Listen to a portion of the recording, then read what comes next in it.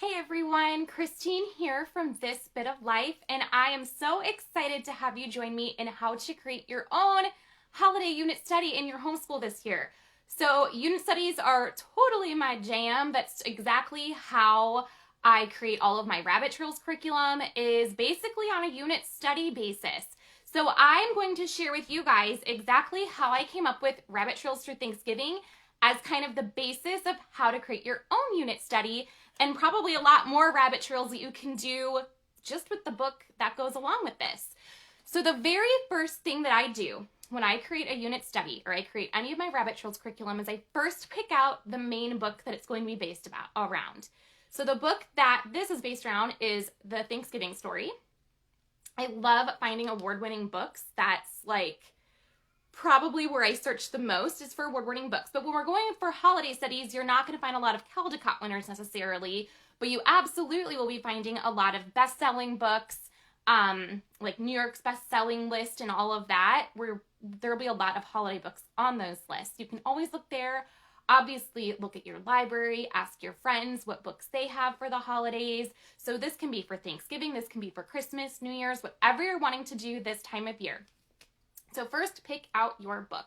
So we're going to be creating our unit study today based off of this book. And I'm going to have a lot more ideas for you guys than what's in the Rabbit Trails through Thanksgiving, which, by the way, is free right now in the bundle of freebies. So make sure to grab that this week so that you guys can enjoy everything in your own homeschool with it. Good morning. So let's dig right in. So we have our book.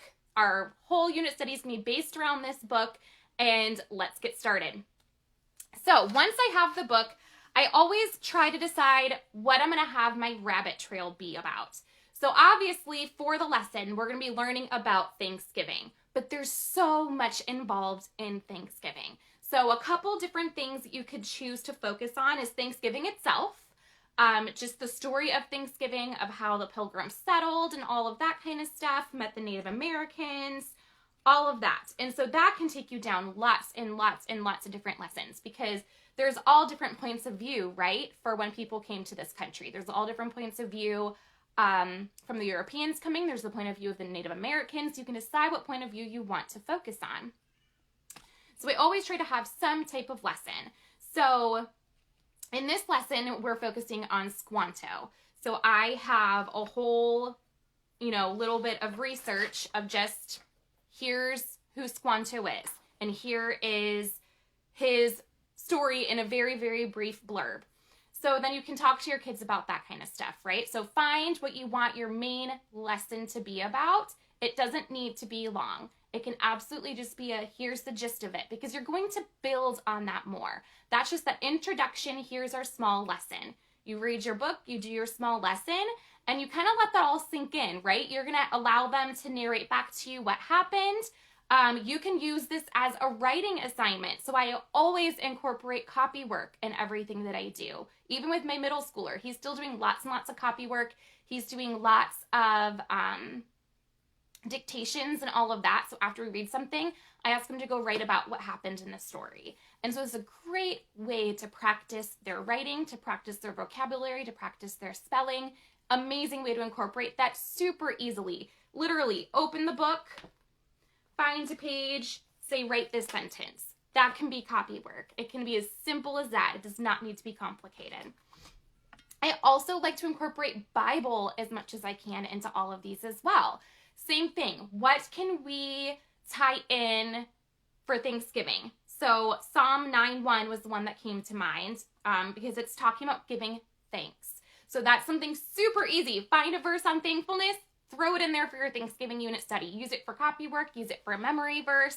So easy to incorporate that into any lesson, whether it's Thanksgiving, Christmas, 4th of July. You could find, in all of my rabbit trails, I have Bible verses that somehow tie into those stories. And it's super easy just to Google and find, and this, Bible verses on thankfulness. You're going to come up with a bunch of them. So it's so easy to throw those in there for your unit study. So the next thing that I like to do is I always like to come up with something fun. And in our house, that usually means some type of craft.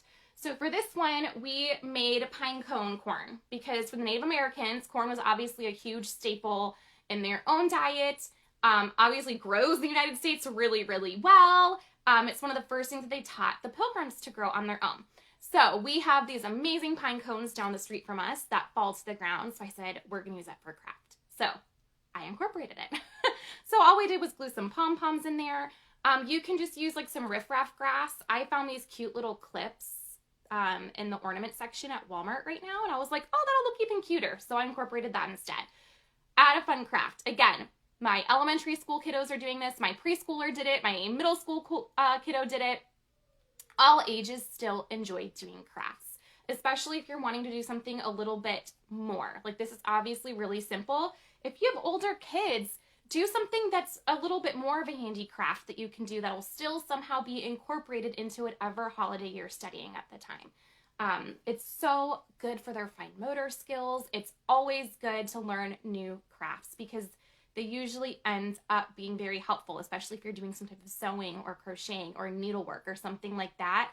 So great for older kids to still do those kinds of crafts. So the next thing I do is obviously I'm going to start focusing on our rabbit trails. So that is something you can absolutely do in your own unit studies. You don't have to follow just a curriculum. Make up your own rabbit trails. So my rabbit trail with this one was to focus on Squanto. So I recommended books to go with Squanto.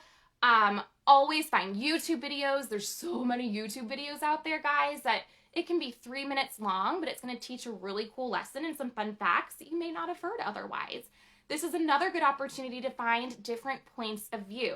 There's all kinds of different things out there about the life of Squanto.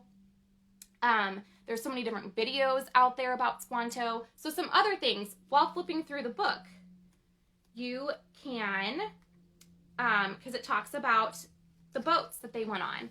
You can do a whole study just on boats, guys. It even is telling you where the different things are in the boat with the cabin and the gunroom and the upper deck and the hold and where the people probably were staying in this ship.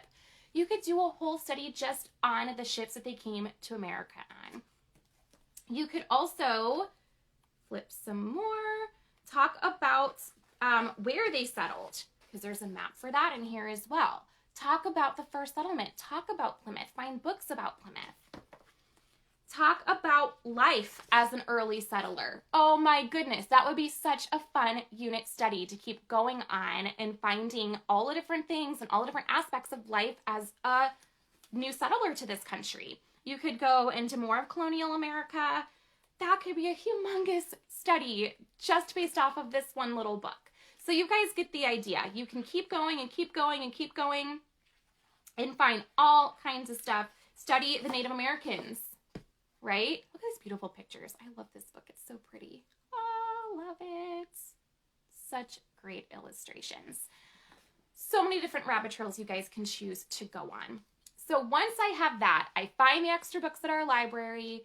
I find the YouTube videos to go along with it. And then all you have to do from there is find more ideas to go along. You can incorporate music into it.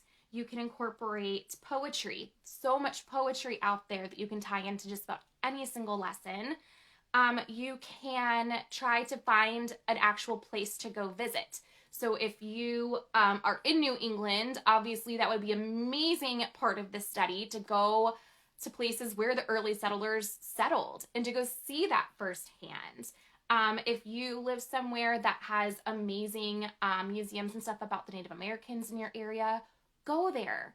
Go see firsthand, especially if they have anything about the Native Americans back then.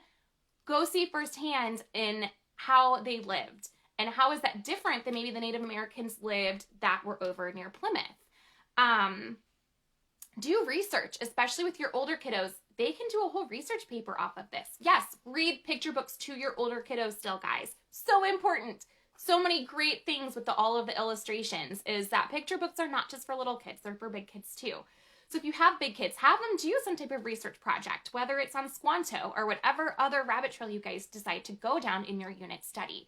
Super easy for them to incorporate all of that and to make it more on a big kid level so that it's not just, oh, we're learning about Thanksgiving again, right? Have them go off to research about Native Americans. Have them learn more about Squanto. Have them learn more about the early settlers and how their lives were and all the hardships that they endured. That is such a humongous thing that they can be doing days of research on to make incredible research papers. Bake something. That's something I love incorporating in our unit studies, is getting into the kitchen and baking something together. This could be super easy. Make some pumpkin muffins. Make a pumpkin pie together. Maybe research what desserts they would have eaten back then and make that kind of dessert. Obviously, Thanksgiving meal would be a great one to go along with this if you're doing this the week of Thanksgiving. So many opportunities out there for creating your own unit study. So let me backtrack. Number 1, find your book you're going to base it on. Number 2, make some type of small lesson based off of that book, just stating some facts. You might get those straight from the book. You may have to go to the internet for just a little bit. Number 3, do something fun. Make a craft. Get handy. Do something fun. Creative writing is another really great thing you can do for the something fun. I love incorporating that. From there, find some books to go along with whatever rabbit trail you decide to go on, and then just let that rabbit trail keep taking you down, down, down. There's so many times where I start all of this, and my kids are the ones that end up finishing the lesson for me, because they're like, well, what about this?